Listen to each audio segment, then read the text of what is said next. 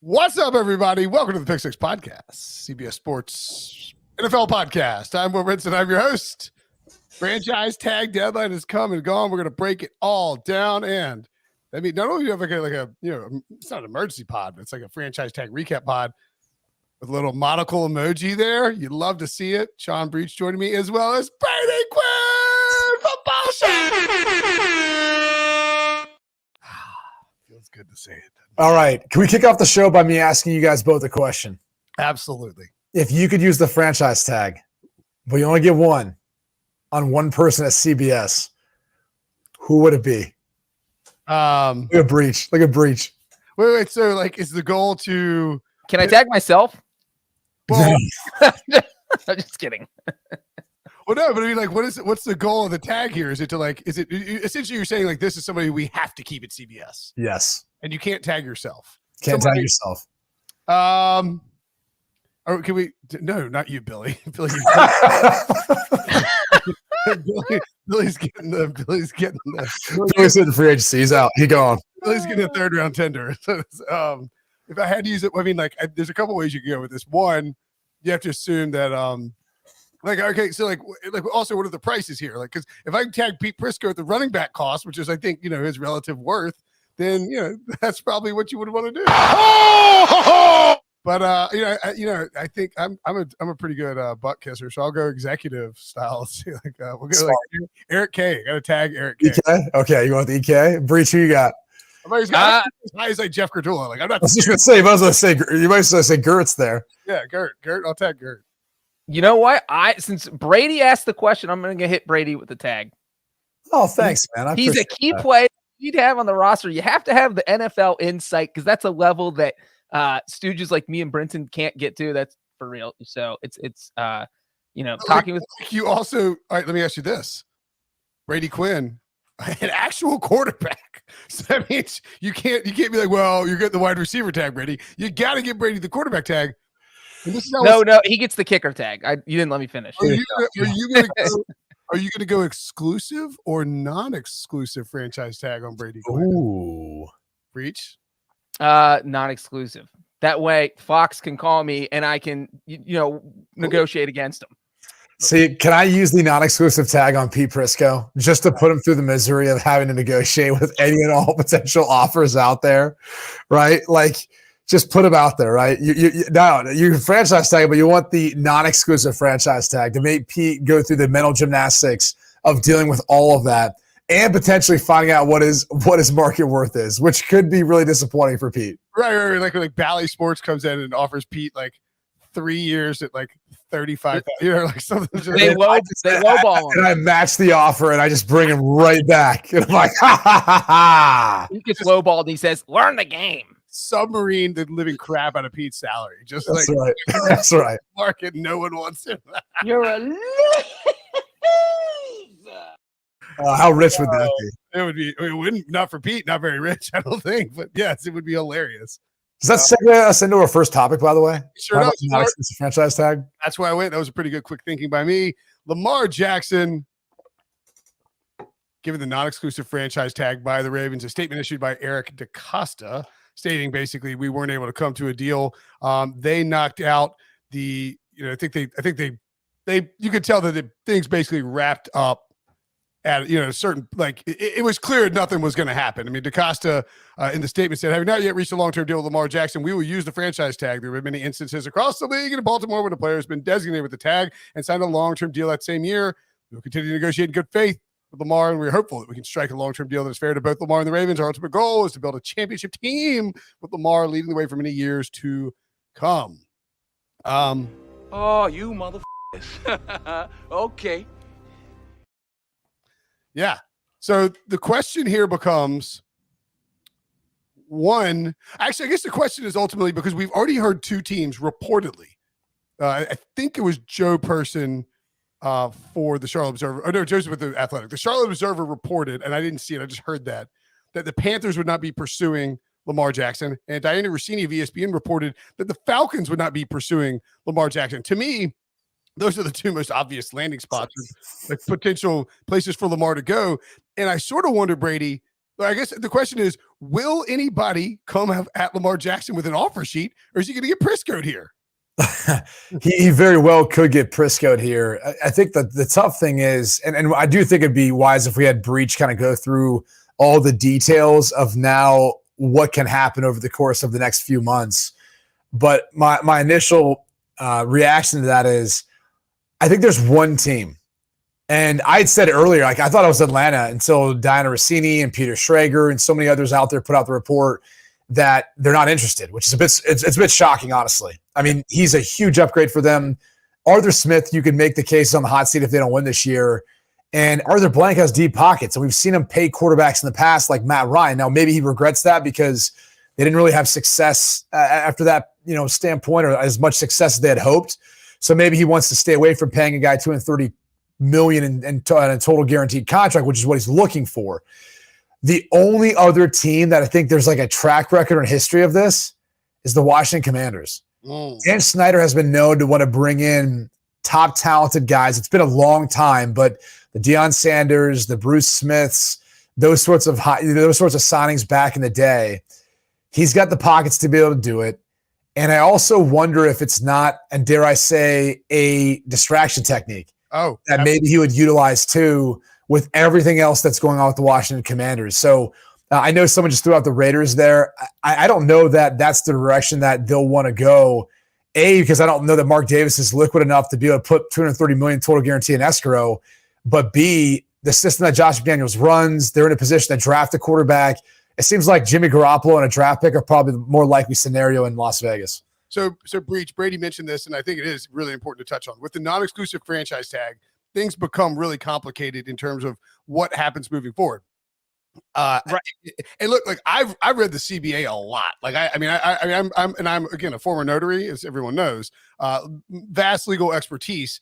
Thank you, Brady, for raising the roof. I feel comfortable, diving into the CBA. You can't have distractions though when you're doing it. You got to be laser focused because otherwise it is hard to concentrate on such thick prose from the union and the management. But like I think you interpreted it very well in our Slack channel.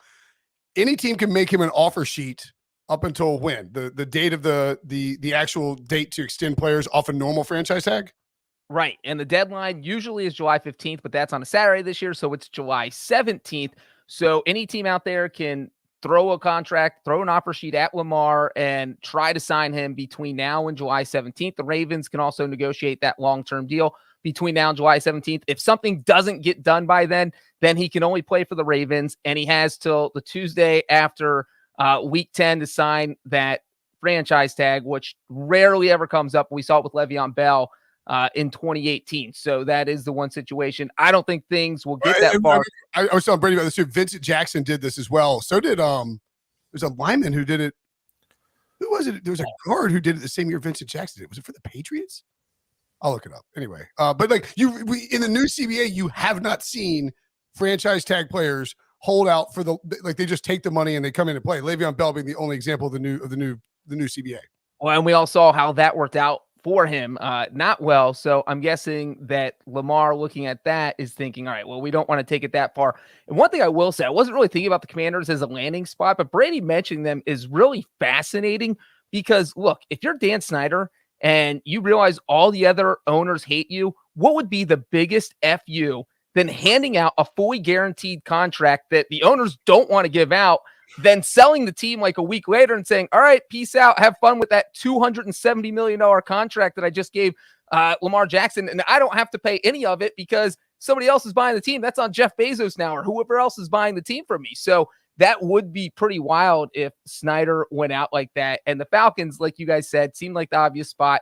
And for them to already be out on this, I mean, the thing is, things could change after the draft. If they're going after a quarterback in the draft, they don't get the guy they want, or they don't want to trade up, and you find yourself on May 1st in a situation where you still need a quarterback and the Ravens haven't worked out a deal with Lamar Jackson yet, then boom, then you start talking to him then. So maybe they're out on him today. Maybe they're not after the draft. But it does seem like there's a few landing spots, but I don't think anybody's going to give him a fully guaranteed deal. I think it is, and the Daniel Snyder thing is really fascinating because for the exact point that you note, Breech, if he believes he's being forced to sell, because I think you could arguably make the case, and now I wouldn't, I don't want to be careful here because I don't want to allege something that I have obviously no ability to prove. I just think that in the past we have heard the C word, aka collusion, thrown around. Now, if there were ever an opportunity for a group of fairly like-minded individuals who have one goal in mind to come together and to stop and put it into fully guaranteed contracts and make sure that Deshaun Watson is in fact not the norm, but an aberration, it would be for none of the other NFL owners and the NFL teams to pursue Lamar Jackson, knowing he needs a fully guaranteed deal. And that's why it's really interesting to hear immediately that the Panthers and the Falcons, especially teams that were involved in the Deshaun Watson like attempt to get him, are suddenly just not interested in Lamar Jackson. Like Brady, it kind of, there's a little bit of, it stinks a little bit. It does. There's definitely a stench there. It doesn't make sense, too, considering Lamar Jackson's been a better player than Deshaun Watson over the course of his career. So if you're in on Deshaun, you figure, especially considering Lamar hasn't had some of the off-the-field issues that Deshaun Watson's dealt with, that you would be in on Jackson in this case. But you're also talking about a time, too, where both Carolina and Atlanta are in positions to be able to take a quarterback in the top 10 if the right guy falls to them, potentially move up. There's still a lot of time before the draft. So maybe that's more of the plan moving forward. I can't imagine that it's going to be Matt Corral in Carolina or Desmond Ridder in Atlanta moving forward. You'd have to be thinking that both these teams are potentially looking at either a free agent or kind of a combination of that and looking at the draft as well. I guess I'd like to be naive to it as a player, thinking that there's not collusion amongst owners, but I do think there's kind of like an unwritten rule right now where no one's going to want to guarantee or you have another fully guaranteed deal like that. It's the last thing that the owners want. It's something that the players haven't been able to unify well enough at any point in time to be able to go get. And even for guys like Kirk Cousins, who's tried to provide an example of a roadmap as to how to get it, you still see many guys don't follow suit. So I'll be curious to see how this works out. I mean, bottom line is, does a deal get done considering one hasn't gotten done with Baltimore, the team that drafted him? He doesn't have a representation. Does a deal get done if he finally signs up an agent? Like I do tend to think that like that's one of the things that's out there that like if he wants that guaranteed deal, he's going to find an agent, like someone who could actually go out there and negotiate these terms and figure out like where that's realistic and what team maybe they should be focusing on. If he, via the NFLPA, is trying to do this on his own or with the consultation of the NFLPA, I don't think they're going to have a better result when it's all said and done. I think the issue for Lamar in terms of getting that fully guaranteed deal is I don't know that it happens with an agent. And the reason why is that I think an agent is going to push to, for one, I mean, like, look, if you have an agent, if you're a quarterback who has an agent and that agent doesn't get you a contract, he looks like an idiot. And people don't want to sign with anybody who can't get someone signed. Two, the agent is going to push to get money in his pocket. For sure. Right. So but I would counter by saying this. He just doesn't, he's not going to need an agent then. Right. I think that's what he knows going into it. Yeah. He may be saying, I need you to give me the best deal possible. It's fully guaranteed. And then he can come back with those numbers. So if he doesn't like it, but the bottom line is he hasn't had an agent up to this point. I think the whole point of him getting an agent is to get that deal that he wants. I don't know that he's just going to list to some guys pushing some of their deal that's not going to be there. He'll just say, I'll play under the franchise tag for another year. Well, I think the flip side, though, real quick, is that if he is only willing to sign a fully guaranteed deal, then you don't need an agent because all your agent's going to say is he wants a fully guaranteed deal. There's no push or shove there. It's you get the fully guaranteed deal or you're not going to sign. So I think in that sense, if Lamar is dead set on getting a fully guaranteed deal, then he doesn't think he needs an agent because there's no negotiations to be had. Now, there's the element of, I think, working with different teams and their front offices and understanding like what's realistically out there, right? I mean, maybe he's not going to get exactly what Deshaun Watson's deal is a 5-year fully guaranteed deal, but maybe he gets a shorter version of that. And that might be something that's a little more palatable, and you just need someone to go out and negotiate that for you. Again, we don't know what Lamar Jackson's thinking in the back of his mind or even who's helping him. I mean, at this point, I would imagine he's got some sort of management service, some sort of consultation outside of even the NFLPA helping with this. Yeah, and look, like I'm with you. If he wants to get a deal done with the Ravens, getting an agent, yes, would he lose some money off the top, but he would ultimately get the deal done, and he would get close. I think it just boils down to, is he entrenched in this idea that he is going to get a fully guaranteed contract?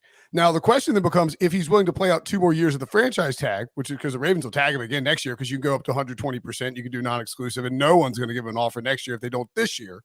If he does that, then the question is, will somebody give him a fully guaranteed contract in free agency? Because there's a huge difference between doing fully guaranteed without the 2 first-round picks. I mean, that's, you feel like your team has a much better chance of being competitive, like keeping the 2 first-round picks and giving those up and signing a deal. Can I ask this question? Is this the worst case scenario for Lamar, or would have been getting the exclusive franchise tag better?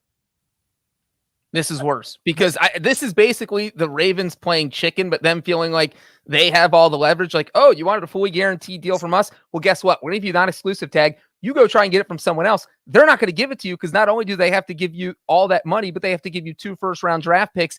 And the Ravens are basically daring any other NFL team to give him that deal. And then Lamar, if he can't get that deal, is going to have to tuck his tail between his legs, walk back to the Ravens, say, fine, all right, you guys were right. I'll take your deal with $160 million guaranteed or whatever. And then the Ravens will say, oh, now it's $140 million guaranteed because you didn't take it back when you had it before. So I do feel like this is worst case scenario for Lamar. Yeah, and then again, let's just on the hypothetical of collusion. Last I find myself being thrown in court by the NFL. Not that the NFL owners are that worried about this, but I'm saying, like, in the hypothetical of the of this collusion case, which, by the way, it wouldn't be unprecedented for the NFLPA to file a collusion claim on behalf of Lamar. We've seen that in recent years. I don't think it's going to happen. I'm just saying it wouldn't be unprecedented. It doesn't go anywhere anyways. Like, then they're just like, harumph.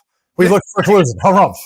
Yeah, but I'm saying, like, if you're the Baltimore Ravens and you are aware of generally an interest in the NFL owners if keeping fully guaranteed deals off the table, and you can kind of quickly do the math, right? So, like, you can say, okay, the Bengals, we don't need to talk to the Bengals about this.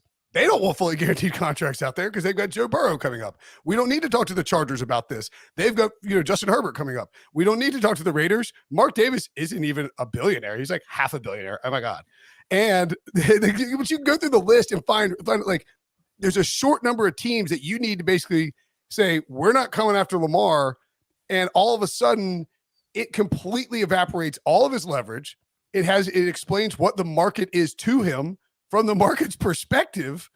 And if you have that knowledge of what your peers are thinking on other teams, it makes it a lot easier to play that game of chicken. And so in this hypothetical that we're discussing, I don't know, it feels like a very good possibility.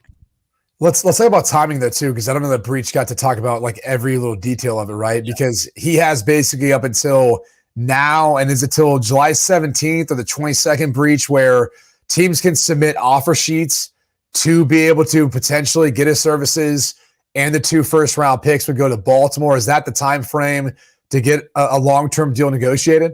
Right, July 17th, that any other team can send that offer sheet in. And then, the later it is, the end of the 16th, the Ravens have to turn around quickly, decide if they're going to match it. And then obviously if they don't, the Ravens get the 2 first-round picks. So July 17th. So the interesting thing about that, though, is like not every team is able to really negotiate with them. Like Will and I were talking about this before the show. Like the Dolphins can't until after the 2023 draft because they don't have a first-round pick, right? Well, here's what's interesting, Brady. Just the timing of it. It's so weird how these teams have already decided this. Jeff Darlington, or our pal Jeff Darlington, who lives down your way, the Dolphins will not be pursuing Lamar Jackson or any other starting quarterbacks this offseason. Multiple team sources tell me, as one source said, Mike fully believes Tua is a perfect fit for his system. This so they're not interested in Lamar Jackson, despite heavy rumblings.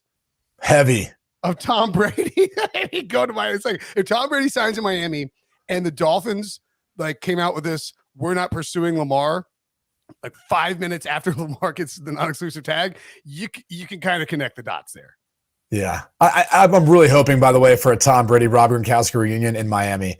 Anyway, but so to that point, Miami's not pursuing him, but teams like the Rams, Browns, not that they would either, 49ers, they wouldn't be able to either, at least not until after the draft, even if they wanted to, because they don't have the consecutive years first-round picks. However, they could agree essentially, though, to a sign and trade, right? He signs the tag. They trade then, for him from Baltimore, whatever that compensation is negotiated, and that team agrees to a long-term deal. That is still on the table, correct? Yeah. For instance, Lamar could sign now, and he wouldn't. And this is where, as we pointed out with the agent stuff, it gets really tricky because you don't have an agent. Like an agent's sole job would be to work with the various teams that might have interest in you. But you guys said he doesn't need one, so I'm just. I didn't say he didn't need one. I only said he didn't need one if he is dead set on getting a fully guaranteed deal where there's nothing to. Hey, don't call me unless your offer is fully guaranteed. In that case, he doesn't need one. Every other case, he does. For instance, let's just say hypothetically that the San Francisco 49ers were interested in Lamar Jackson and they wanted to work out a deal where it's a sign and trade. Well, without an agent, it is really hard because you have to negotiate one with the Ravens who are going to, you can say like, listen, you're going to sign this tender. This trade's going to happen. You sign the tender, and then the Ravens and the 49ers have to negotiate compensation. The agent for Lamar would be involved in that, like discussing, like just helping to facilitate, like, not the specifics of it, but just helping to facilitate and talking to the teams. And then you got to negotiate another deal with the 49ers. So without an agent, man, that sign and trade becomes really difficult. It seems to me that this may come down to whether or not Lamar Jackson is willing to leave.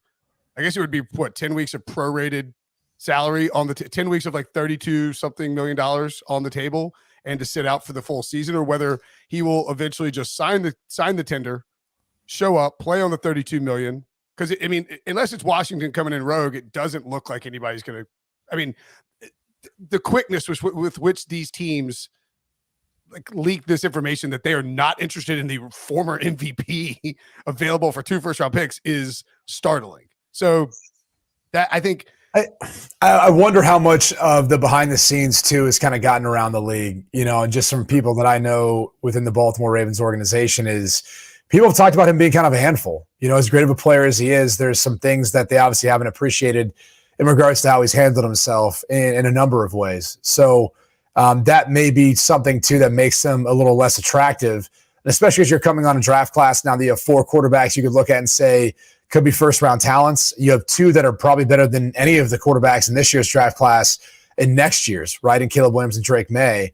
And that's not to say there's not going to be more along with that class. So I think if you're a team that's looking for a quarterback in the short term, right now you're probably looking at some of your prospects saying, I feel like this guy's going to be a lot cheaper and maybe a much less headache that I have to deal with when I'm talking about what Lamar Jackson might bring along with him.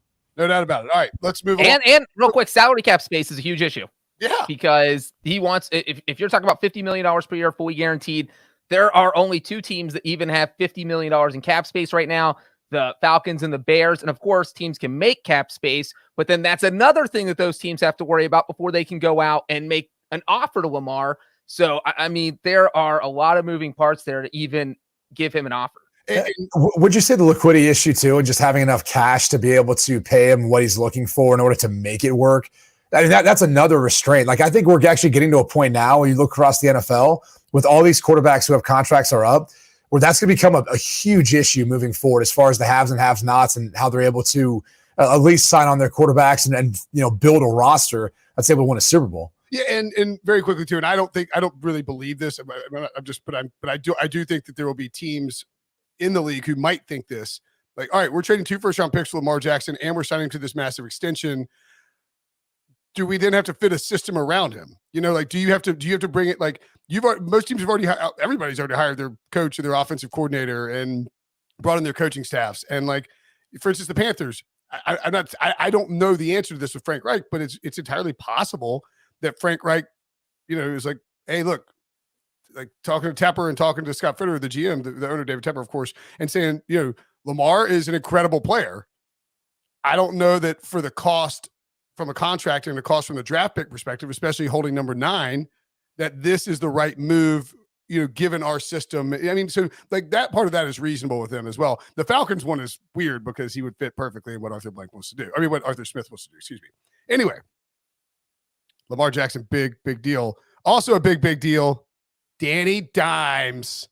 Daniel Jones, the former number 6 overall pick by the New York Football Giants, got a 4-year, $160 million deal, according to Ian Rappaport of NFL Media. You can see it here. $94 million virtually guaranteed at signing, $82 million guaranteed over the first 2 years, $35 million in incentives, and a first-year cap number around $19 million.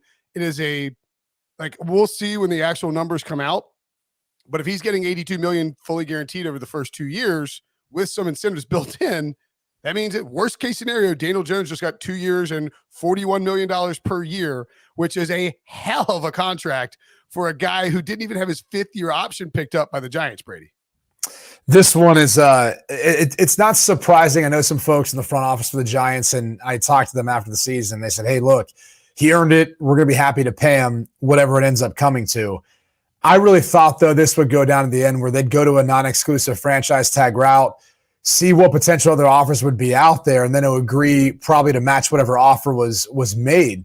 Because I don't know that there would have been much of a market for Daniel Jones. It's a bit surprising when you look at the numbers and you compare him to some of the other quarterbacks and him making essentially, $41 million over the course of the next couple of seasons for 15 touchdown passes this past year. I know they're bullish on him, and you could talk to me about how they didn't have the type of talent around him at wide receiver to equate to the sort of success in the passing game. But I think they're going to find themselves a year from now in a position where they're still asking themselves whether or not he ultimately is the guy. And they'll have him under contract, and that's great. But that's the toughest part. I would have been probably a better fan of them using the tag on him in some capacity and then letting Saquon Barkley go into free agency and then figuring out what his market is. And look, you use the tag on Saquon, so you get to keep both. But the hard part is Daniel Jones has played his best football with Saquon Barkley. When Saquon Barkley is not a part of that backfield, Daniel Jones isn't the same quarterback. So if it's hard to differentiate the two, maybe you're looking at Daniel Jones saying if that's what he needs and he needs that much more out around him, how's he ultimately going to compete with some of the best in the league to try to win a Super Bowl when it's all said and done? Yeah, and that's the thing is you have to have one of these franchise quarterbacks. We talk about it all the time, whether it's Patrick Mahomes, Joe Burrow. You have to have the creme de la creme, the top tier, if you want to win a Super Bowl. And I think we can all agree that Daniel Jones is not that. As a matter of fact, if you asked me if I would rather have Derek Carr and his contract or Daniel Jones and his contract, I would pick Derek Carr. Absolutely. You're getting a slightly lower price, I think, and a slightly better value. And so it's almost like, who are the Giants competing with here? They're competing with themselves. Brady, I think you just said it. No one's going to give Daniel Jones $40 million per year. That could turn into $50 million per year if he gets his $35 million incentives. But if he hits those, then he'd be worth it. So I just think it's crazy. Incentives, yeah. I just think it's crazy that they gave him this contract. I would have hit him with the franchise tag. You let Saquon Barkley walk, as Brady mentioned, but you could go out and sign Kareem Hunt or try and get Jamal Williams or Rashad Penny. There's so many running backs that are free agents this year that if you're losing Saquon, you can find someone. Running backs are interchangeable parts. You can go out and find someone. You don't need to pay Daniel Jones $40 million per year. So to me, what the setup with the Giants, the biggest problem is that it is a mistake by ownership, one, to hire the previous regime. Now, granted, the previous regime drafted both of these guys, but they didn't get out of them. They didn't get out of them what they wanted to get out of them. It took this new regime of Joe Shane and Brian Dable to get out what they expected from Saquon Barkley, albeit, take away that first year, and then Daniel Jones. Now, the mistake that was made by the front office, the previous front office, and by ownership, and this is not, and I understand why they made the mistake of not picking up Daniel Jones' 5th-year option. It looked like he was not going to be a guy who was worth that type of money. We just seen in the class before, Sam Darnold, Baker Mayfield, 5th-year options get picked up. It becomes a nightmare. You have to, like, the Panthers picked up Sam Darnold and looked like idiots. And that's what the Giants were thinking. But if you draft a player like Saquon Barkley, who even as a running back is a high-level name, high-level talent, is going to command a pretty big, is going to command a decent contract. And you draft a guy like Daniel Jones at 6 overall. So 2 top 10 picks, and you don't pick up the 5th-year option on Daniel Jones, you have inherently placed him on the same timeline as Saquon Barkley. So if you have any inclination whatsoever to pick to sign either of those guys or both of those guys, you just need to just bite the bullet and take that 5th year Danny Dimes and see if maybe he can turn the corner. And so they had the chance to do that. It was a mistake not to do that. And ultimately it gave the Daniel Jones and his new representation, because CAA apparently didn't want to talk to the Giants, leverage in terms of being able to say, hey, look, we know you guys want to sign Saquon Barkley, and we know you guys clearly want to sign Daniel Jones, but you have to sign one of them because you can only use the franchise tag on one guy. And the smart move was to pay Daniel Jones, you pay the quarterback, and you tag the running back. We'll talk about that in a minute after we take a break. But this deal is really, really rich for a guy who had flashed last year, but hasn't exactly proven it to be a consistent winner at the level. And I do wonder, Brady, how much of the emphasis to keep Saquon and Daniel Jones on this roster came from the coaching staff in the front office versus coming from ownership, who loved both guys the second that they drafted them. No, it's a good question. I mean, only they know internally that. I think the thing I was going to transition to just asking is, where does he even rank in the NFC East as far as quarterbacks? Is he third? I mean, if Lamar was to go to Washington, I mean, clearly he would probably be fourth in that case. I mean, I kind of look at it and wonder, like, did the Giants get better today? Probably keeping Saquon Barkley, yes. You've got more of an assured, product in what he is. And Daniel Jones, you're hoping he can build, off of what he did this past year. And I think it's hard to believe, or it's hard to think that there wouldn't potentially have been another option. I mean, let's just put it this way. If you could have gotten Lamar Jackson, would that not have been an upgrade? Now, granted, you got to pay him, but the reality is you might have had the opportunity to look for other options that might have been better than the current quarterback you're now paying at least $82 million, 90 some virtually guaranteed over the course of the next couple of seasons. Yeah, it's a big contract. Now, at the same time, we see this a lot where the initial report is 4 years, $160 million.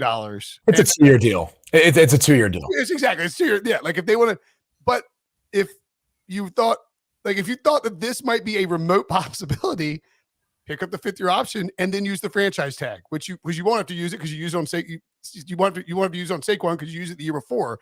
Like it's just a poor long-term management process. And granted, you split up the front office change and everything. Like you have all this turnover with the coaching staff in the front office. I understand that makes it hard, but it's just poor long-term thinking. Just eat the $18 million or whatever it was on the 5th-year option, pay him that.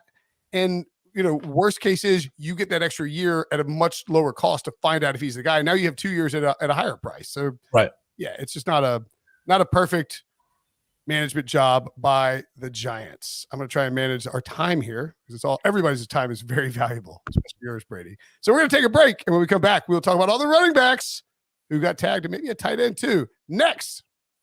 The top players from the best schools and conferences in Black college basketball will compete for the second ever HBCU All-Star Game, April 2nd on CBS. All right. So he's mentioned Saquon Barkley tagged. Also, Josh Jacobs tagged. Friend of the pod. Is he friend of the pod? I guess we just did social media with him. I love Josh Jacobs though. He's like make him a friend. Yeah, he's a friend of the pod. We did an interview with him. And Tony Pollard also tagged by the Dallas Cowboys. Josh Jacobs, of course, tagged by the I almost said Oakland and then tried to force in Las Vegas. I can't. I'm never going to get that right. Never as long as I live. The Las Vegas Raiders tagged Josh Jacobs, and Saquon, of course, tagged by the Giants. Which one of these, if you had to pick one that you like the best, Breech, who would you go with? For me, it's Josh Jacobs. Easy. It's just because you look at what he did last season. He led the NFL in rushing yards, led the NFL in yards from scrimmage. And then you look at what the Raiders are going to be in 2023. They don't have a quarterback. You don't know who's going to be out there throwing the ball. And so Josh Jacobs is going to have to be the focus of the offense again, even though they have Devontae Adams and Darren Waller. If you don't have a great quarterback in there, then you need a good running back. And so I do think that he's going to play a big part in the Raiders offense this season, just like he did last season. And I don't think he's someone the Raiders could afford to lose. So I think out of those guys, that Jacobs is probably the one closest worth to the number he's getting. Yeah, I'm right there with you. I mean, obviously this kind of sets up for them to draft a quarterback that's a rookie and maybe even have a bridge like Jimmy Garoppolo. Either way, Garoppolo's injury prone, and if you have to make that transition, you're not putting the rookie out there without any help. So you've got the ability to rely on Josh Jacobs really, toting the rock for another year and helping carry that rookie through this season. The Pollard one, that's not surprising. I do feel like eventually they can maybe work out a long-term deal to help reduce some of that cap hit. But I also would wonder, have we ever seen a team allocate as much of their cap space to the running back position as the Dallas Cowboys? Is this the biggest number we've ever seen? I mean, it's obviously the biggest number in the league right now. It's like $3 or $4 million more than the Titans had allocated. And yeah, it's the biggest number by far. And I think I don't want to say it's definitely the biggest number ever, but it's got to be pretty close. I mean, this is a huge number for a pair of running backs. Now, there's a decent chance that Zeke Elliott is asked to take a pay cut, I don't think he gets cut. You don't think he gets cut? You don't think Jerry walks in there and just does the sweet talk him? I don't think like Jerry has it in him to cut Zeke Elliott. Like, What would that conversation sound like? Listen, Zeke. Now listen here, brother. I just think that we're really talking about like we look at price and we look at like you look at the price of mosquitoes out there right now these days, and hogs. You know what I'm saying? Like market value, Zeke. I don't know. He always yells about mosquitoes. Brinson got so happy when you asked him to do his Jerry Jones impression. I saw his eyes light up. I do appreciate hearing everyone's Jerry Jones impersonation. I feel like everyone's got one at some point in time. They heard something, maybe they met him, they spoke to him for a second. It's some odd impression that everyone can do. The one that the what's the line? The mosquito. He's like talking about circumcising a mosquito. You ever heard that line? The most Texas line of all time. I'll find it real quick. Yeah, I mean, what do you think they do with Zeke Elliott? Like, I don't mind the only other thing too is like you tag Tony Pollard. Like, are you 100% sure he's gonna be healthy? Because I mean, that's a breach had the mosquito. Yeah, he's like Jerry Jones on Tony Romo. You don't have to go circumcising the mosquito. I don't know what that means. Well, it means that. So I mean, I think it's you just kind of. Brinson knows he's an expert on both. Yeah, like when you live where I live, you hear like stuff like this. It's F you, Breech. Look, a mosquito, in theory, being the size that it is, not exactly rocking the same package that maybe like a horse would, right? So you got a mosquito. You're talking about a mosquito penis, and it's difficult to circumcise. It's a difficult job because it's that microscopic. Gotcha. Yeah. Gotcha. Yeah. I think I was there. I just wasn't really sure why anyone would, combine the two. You weren't really sure if I would explain. I'm glad Brinson explained it. Anywho, moving along back to I mean, like Tony Pollard's had season-ending surgery. They don't know if he's healthy, and Zeke looks like a force to the goal line runs type of back. Where, I mean, and then you hear Mike McCarthy come out and say Kellen Moore wanted to air it out. I want to run the damn ball. Like, I'm very bearish on the Cowboys just with the just the initial bolt out of like the start of the season here. Yeah, it's not looking good, and it doesn't seem like Jerry Jones was talking overly favorably about Dak. But when does he ever? Besides that, before he gets a record-breaking contract, right? I know, right? Well, and think this team right now, according to Over the Cap, is $16 million over the cap. They have to get under it by March 15th, and they have $26 million committed to two running backs. This is the cap number for Tony Pollard and Zeke Elliott combined. So that's insanity that more than 10% of their cap is wrapped up in two running backs. I do think though that like it is such an obvious case of Jerry. Like, listen, here's the deal: we can because Zeke has no guaranteed money left. So you can what can they save? I mean, save like $16 million by cutting Zeke. I mean, we're going to cut you, or you can take this pay cut. Right. If you're Zeke, you just sort of have to take the pay cut because the contract you signed has no guaranteed money left. You can't.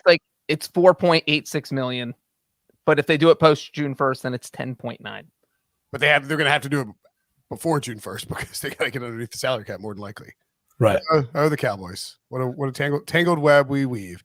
All right, Eugene Cyril Smith III, Seattle Seahawks quarterback. I believe he made $19 million in his first 14 years. I guess he'd be first 9 years in the league, and he just signed a contract that will pay him $52 million guaranteed with the Seattle Seahawks. We have the numbers. It feels like it happened like 7 million years ago. It's over 100, like 3-year deal, over 100. I think the first year he gets like 52. I think it's a 3-year deal for like 105 or 106 million, and he gets 52 in the first year. A big deal for a guy like Geno Smith, who awesome. Awesome for him. He's matured a lot from his time with the New York Jets, which, I mean, now looking back on his 2 years with the Jets, I think they'd be clamoring to have him back. That being said, though, kudos to him, man. He capitalized on the opportunity that was given. He's been able to roll it into literally almost 3 times more than what he's made his entire career up to this point in this next season. It seems like, though, it's a premium for a bridge gap quarterback, maybe based on the structure of this. Like, does this necessarily negate the Seahawks from taking a quarterback at 5? I believe they're at 5 and 12, 5 and 20, maybe. Yeah, 5 and 20 sounds right. Yeah. Now, no, I don't think it does at all. I do think the Seahawks, given their history of how they've operated in the draft and how they've gone out to remember they signed Matt Flynn to a huge contract, similar to this Geno deal, really, and then drafted Russell in the 3rd round and started Russell from Jump Street. To me, the thing is, will the Seahawks take a quarterback at 5? I feel like they will be more inclined to either draft a blue chip defensive player or trade out of it. Or trade out of it with somebody like Carolina who does want to get a quarterback, and then maybe sort of maneuver around and find their quarterback. I think what you see the Seahawks doing, in my opinion, is trying to sort of do exactly what happened with the Legion of Boom. Now, it won't work out exactly like that, but like sort of trying to replicate the same sort of setup where hit on some draft classes, you get an offensive line, you get these running back, you get Kenneth Walker, if Charles Cross, who comes in that as a first rounder, and you hit on some defensive players, and suddenly you've got this really good run game, a quarterback who can, in Geno that you trust to manage the offense, sort of like Tavares Jackson or Matt Hasselbeck, and then Matt Flynn as they were trying to upgrade. And then maybe you take a stab at a guy in like a middle round that they think is undervalued, or maybe, Hendon Hooker or somebody. I don't, not that he's the guy for them, just to, what I'm saying? Like, it doesn't feel like this is a team that's going to pay the premium to draft a quarterback at 5, although, they said, Pete Carroll flat out said, yeah, we're in the business of quarterbacks, which makes me think he's really not. I don't know, Breech. Do you believe are you buying that? Because I don't know that they really believe they can hit twice with taking a mid-round quarterback that's going to work out. Do you? Yeah, that's the lottery. No, you can't count on that. I think it feels like at 5, you're sitting there and you're thinking, all right, you have at least 3 quarterbacks there, and if one of them falls in our lap, we can take them. And if not, we can trade out, as Brady mentioned, or you stick there and take a defensive guy, as Brinson mentioned. So they're just in a good spot where if you want to take a quarterback, if the guy you like falls to you, you take him. And if he doesn't, then you go on. You have Geno for this year, and maybe you draft a quarterback next year. So I think this contract, which really, I think the way it's broken down, it kind of locks Geno to the Seahawks for at least 2 years. And that's it. So then you can draft a quarterback next year if you want. So there's no pressure to do it this year. Brady, do you remember watching Josh Allen's pro day? Do you remember John Schneider at Josh Allen's pro day? Yeah. I mean, he's like watching Josh Allen throw, and he looks at John Dorsey, who was then the GM of the Chiefs, but they worked together in Green Bay, and he's like, holy, like he's just like mouthing like incredulous like responses, and looks at Josh Allen throwing bombs down the field. And I'm not saying that they're the same guy by any stretch of the imagination, but do you sort of maybe he's like Anthony Richardson, like that sort of freak in nature dude, where it's like, Geno Smith, like Breech says, you got him for 2 years, you trust him for 2 years. It's a reasonable price for a bridge quarterback. It is a premium. I think I agree with you, but it's a reasonable price. And you draft Anthony Richardson, and if you can make him Josh Allen, all of a sudden you have like completely flipped the script on the whole, like where you were with maybe Russell sucks and you're stuck with it. And now like you've got like this insane upside prospect.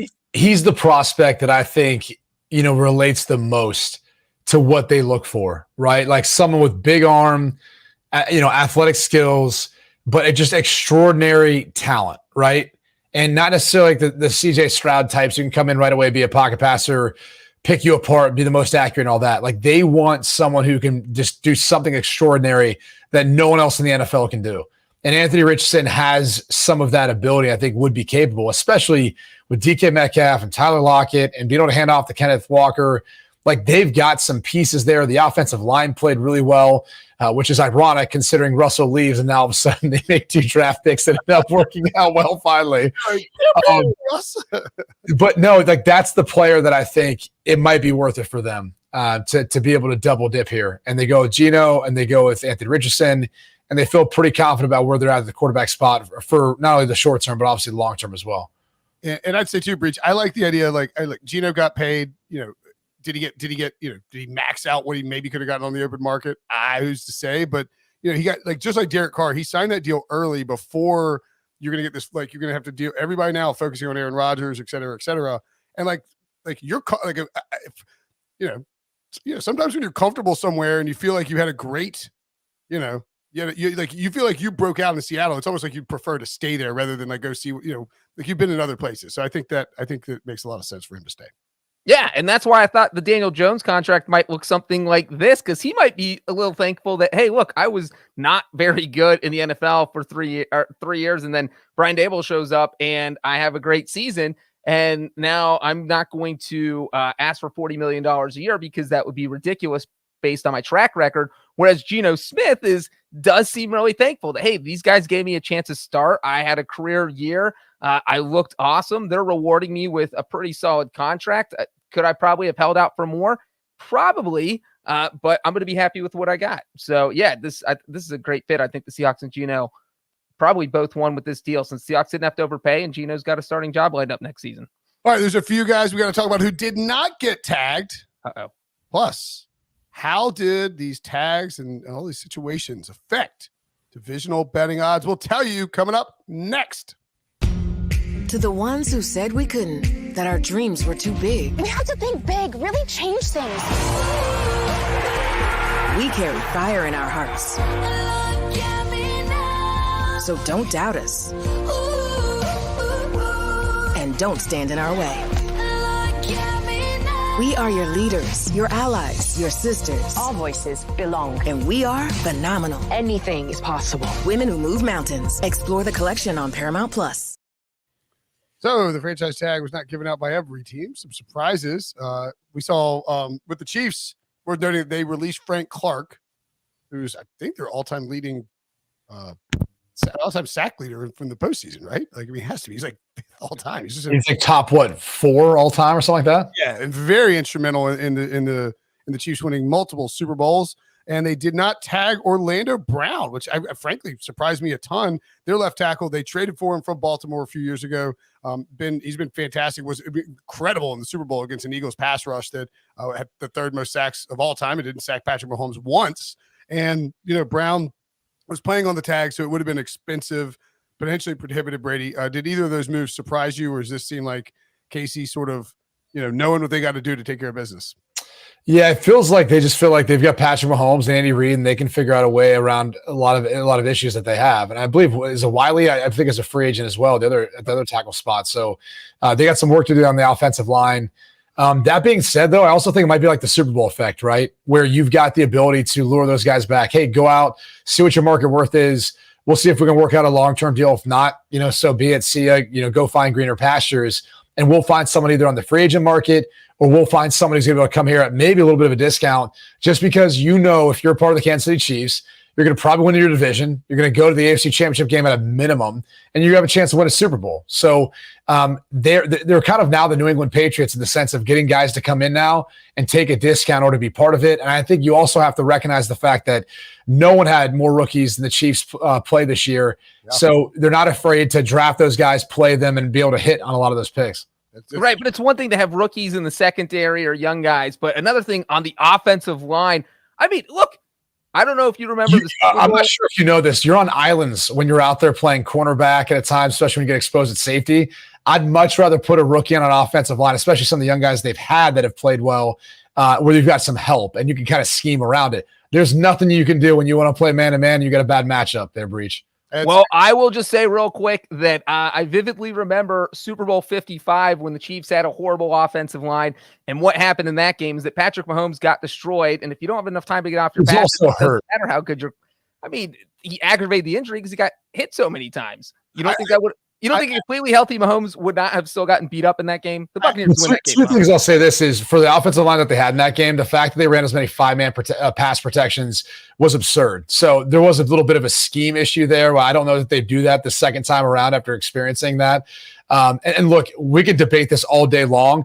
Trust me, from experience, I'd much rather have a younger player on offensive line with help and ways of protecting that, as opposed to a young secondary where as a quarterback, that's the one. You put a bunch of young guys in front of me, I know I get the ball out quick if I've got a bunch of rookies that I'm throwing against, unless they're, of course, Sauce Gardner. Well, and the other thing I would say too, like I know Brady made the Patriots reference as but I think maybe the better comp could even be the Peyton Manning era Broncos, where it was like, because with the Patriots, you would have people who wanted to come play for the Pats as free agents, but with that Broncos team, it was like Peyton's like, hey, look, pile it on, and people flooded to Denver because they knew that Peyton gave him a chance to win the Super Bowl.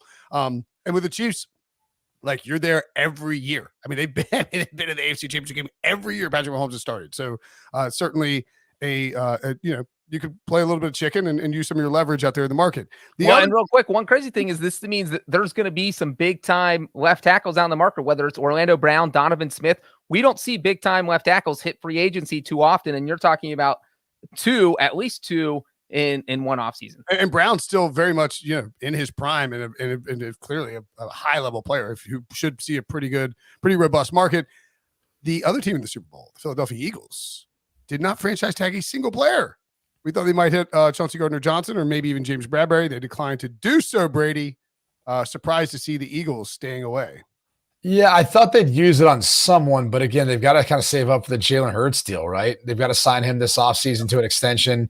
That's coming. So you probably want to figure that out first before you start working out some other pieces that, again, they might find greener pastures elsewhere, but this is also a team that I think is going to be able to stay amongst the playoff and Super Bowl hopefuls in the NFC for a while. I mean, let's be honest. If Rodgers does indeed get traded from the Packers to the New York Jets, and let's say, for example, that, you've got Lamar Jackson, we don't know necessarily where he'd go, but, if he stays within the AFC or stays within, Baltimore, look at this logjam of quarterbacks in the AFC as compared to what you have in the NFC. I mean, Jalen Hurts and the Eagles are by far and away the best team. And they've got a clear path. I mean, I guess you're looking at Derek Carr and the Saints, Kirk Cousins, the Minnesota Vikings.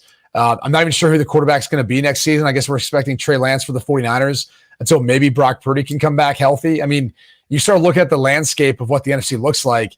It seems like a clear path, and these guys should probably want to be a part of that moving forward. Seems like a fun environment too under Nick Sirianni, like he keeps things pretty fresh. I am curious though to see that if you don't get some players plucked away by Jonathan Gannon now too, especially defensive guys that they've got. Now that he's the head coach for the Arizona Cardinals. Well, and you've got, Shane Steichen too, who's with the Colts. So these guys, that would not be an unusual set of circumstances whatsoever if these guys who are all on the team and playing for the various, you have the two coordinators who leave and get hired as a result of, getting to the Super Bowl. And then you have these guys they're in free agency. Guys, new coaches want to get players that they know to come in and help to try to establish their culture. So I think that's a great point. It may be a little more difficult to retain these guys in free agency, knowing that those coordinators are out there. Okay. And real quick, the Eagles obviously have a ton of free agents, but it isn't surprising just because their track record of using the franchise tag is that they don't use it. They haven't used it since 2012.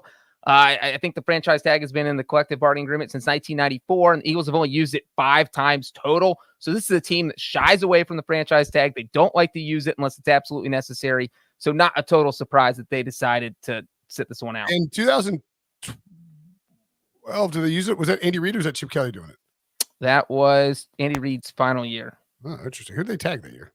Deshaun Jackson. Really? Oh, interesting. Okay. Old Deshaun. All right, let's take a look at some divisional odds and how these various moves affected them. Looking at, of course, Caesars, where we always get our odds from. I believe Billy can bring up the first set. I think we'll go, NFC East? Probably could have looked at it myself. Sorry about that. It wasn't going to be completely smooth. All right, NFC West, we'll go there. So the 49ers, still the favorites. At minus 160. Wow, it's pretty steep. Rams at 3-1, and the Seahawks, who just signed Geno Smith, at 5-1. The Cardinals all the way down there at 17-1. I don't know that the Geno Smith signing necessarily moves the needle on these odds tremendously. I think with the Seahawks, it'll probably be more about what do they do with those 2 first-round draft picks, because we saw how well, how much that impacted them last year. They go out and get 2 studs, and if they draft a quarterback at 5, it won't shrink their odds, right? Because we don't think that quarterback's going to play. So I guess what I'm saying is, how do we think that this, do you think that the Geno Smith thing moved the needle at all here? I mean, apparently not. I'm looking at the Rams, though, thinking to myself, look, you've got a lot of staff turnover for the Rams. We'll see how Stafford comes back this season. Allen Robinson looks like he's either going to be traded or released. Not that he had a great year for them, but I think he was playing banged up too. And I still think he's got some tread on his tire. Just kind of interesting to see, they're still a part of that favorite mix, but it feels like they're more in rebuild mode right now. And I'm not sure their best football is still ahead of them. So the Seahawks might have some sneaky value there, at least as trying to make a push with San Francisco. But San Francisco is still the favorite. The roster is too talented. Even if it is Trey Lance at quarterback, we know it's not Jimmy G or Brock Purdy at some point, but they should still be number one. It is a bit odd, though, that the Cardinals are as low as they are. I mean, are we really not believing Jonathan Gannon can't turn that around at all? I think the issue is that QB situation. Because you don't know when Kyler Murray's going to be back. He might not be back till October. So you're sitting there trying to figure out who's going to be the starter, what that team's going to look like. I mean, those are long, extremely long odds, considering you don't know that in March. I think the Seahawks is a little more wild there because you have a playoff team, 9 wins last year, 5-1. And the Niners, it's not like, the Niners are a really good team. We know that, but like, it's not like they're, I mean, it's not like well, look at Shanahan's win-loss record with a quarterback outside of Jimmy Garoppolo. I mean, until this past year with Brock Purdy, it wasn't looking too good. And I still think as a whole at San Francisco, it's even 500, even with Purdy this past season. No, I don't. Maybe he was, but I mean, like, basically, it's like if you look at it without Jimmy G, and like we don't know if Trey Lance is gonna be. I mean, Trey Lance might not be good. We don't know. All right, let's go to the next division that we have, which is the AFC East. Bills at even money. Wow, Bills at even money feels. Oh, this is the Aaron Rodgers effect. So the rumor is currently right now that Aaron Rodgers, or there's not a rumor. Aaron Rodgers. I mean, like I think at this point we just take it as fact. Aaron Rodgers is meeting with the Jets, right? I mean, like enough people have reported this is just happening. Even if Aaron Rodgers says no one knows what he's actually doing, he's meeting with the Jets, and as a result, with the belief being that Aaron Rodgers is going to go to the Jets, the Bills are even money to win this division. Which, I mean, give me the Bills at even money to win this division all day long. Even with Rodgers in New York, the Jets at plus 240, Dolphins at plus 450, and then the Patriots, the dead last team in this division, Brady. Which is, I don't blame the odds makers. It's just kind of wild to see. It's crazy how fast it flipped, right? I mean, we were talking about this team dominating the AFC East for so long. Tom Brady leaves, and now we look at them potentially as the worst in the division. It's crazy to think that. Although, I mean, we're looking at the odds, I would say juiced a little bit, as you said, for Rodgers being there.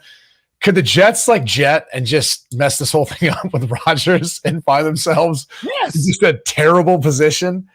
I don't think it's going to happen, though. I think if Rodgers leaves Green Bay, this is probably the most likely destination. Yeah. And I would actually say you might be bullish on the Bills.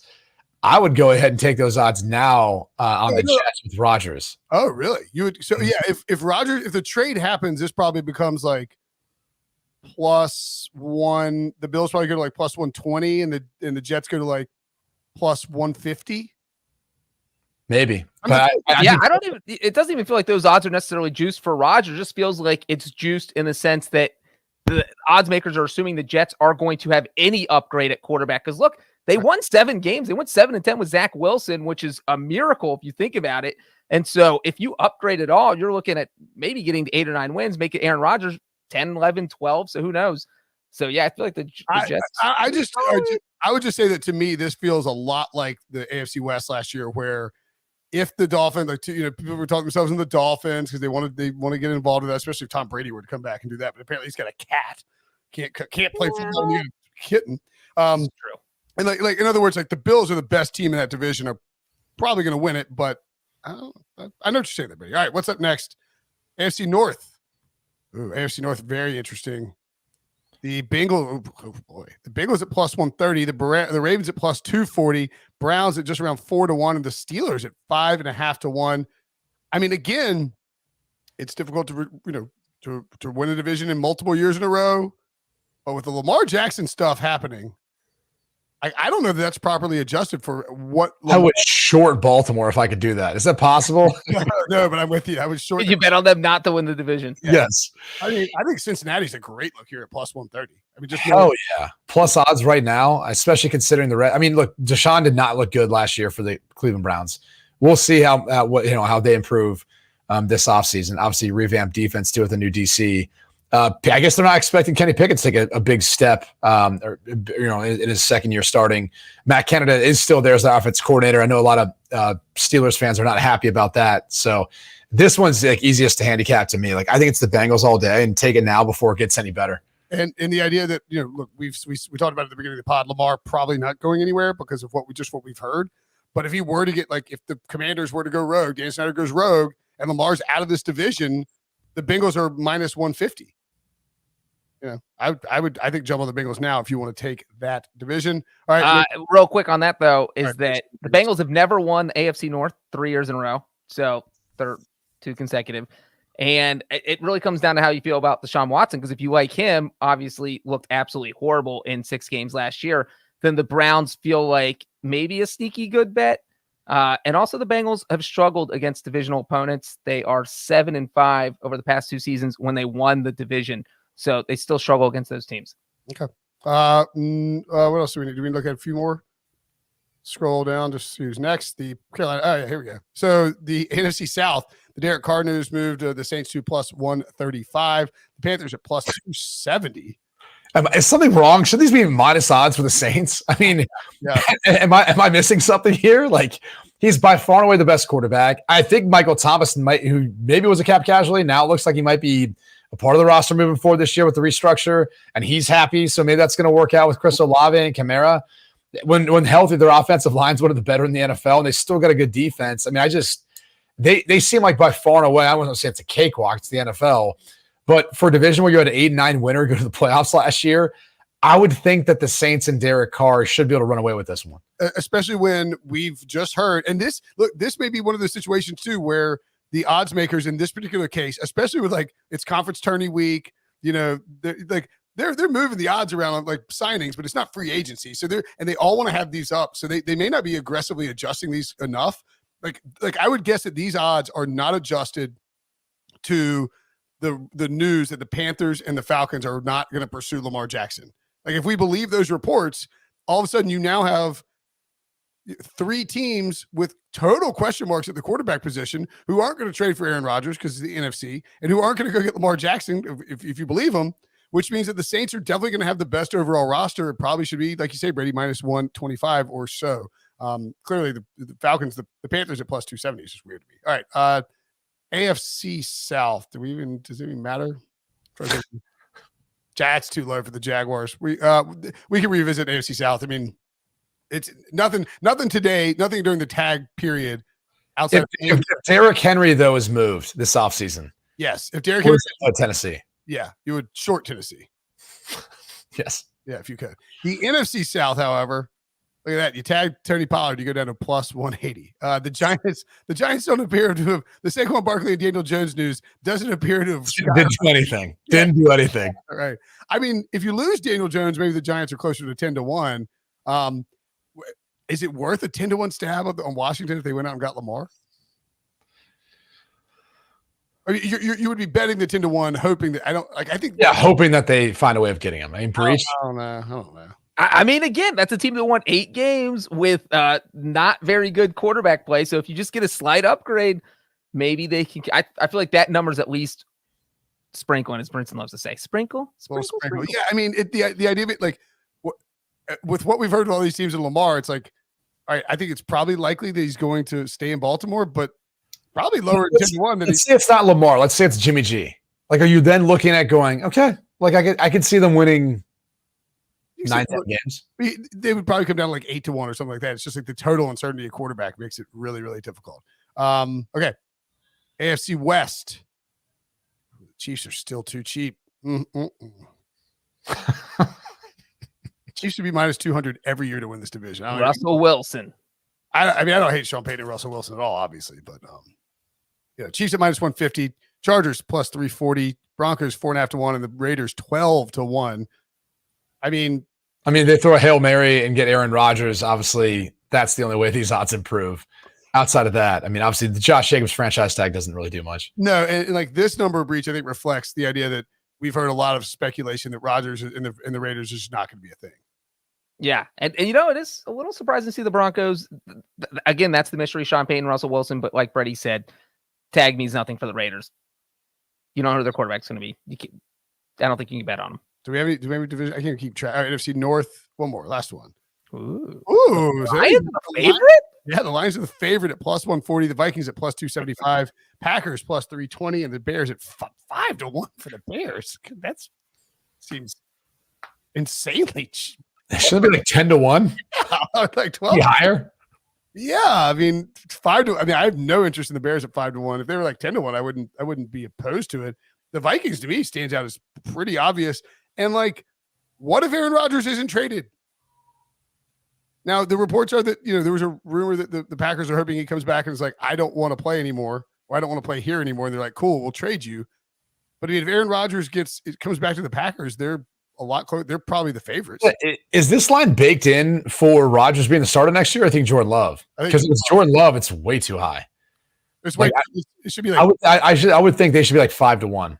Yeah, I think it is a hedge. They don't want to make it 5-1 plus, and then like Rodgers comes back and just get obliterated.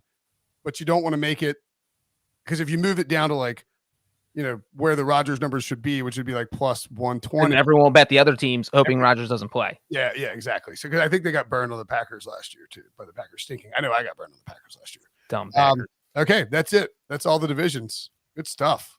Franchise tag recap of Brady Quinn football show. John Breech. Is that new? Is it a new watch? Breech. Oh, there it is. I think it's pretty sizable. What are you gonna? I bought it with my franchise tag money. There you go. All right, that'll do it for us. Thanks for watching. Thanks for listening. For Brady, for Breech, I'm Brinson. Bears beats Battlestar Galactica. See you guys later.